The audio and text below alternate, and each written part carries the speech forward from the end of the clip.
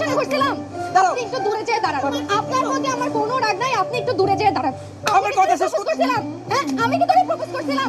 করি নাই। তুই কি করলি? তুই দিনের পর দিন আমার পিছনে ঘুরছিস। আর আমি বলদের মতো তোর এই চেহারাটা দেখে আমি তোর প্রেমে পড়ে গেছি। আমি রিলেশনশিপ করতে এগ্রি করছি। তুমি 6 মাস পর বলবা তোমার আমাকে আর ভালো লাগে না, এই কারণে আপনাকে না বলছি দূরে যেয়ে দাঁড়াইতে। আমি এদিকে ডিপ্রেশনে মারা যাব আর তুমি তোমার বউ নিয়ে এখানে মজ মাস্তি করবা। বাজে কথা, অসম্ভব।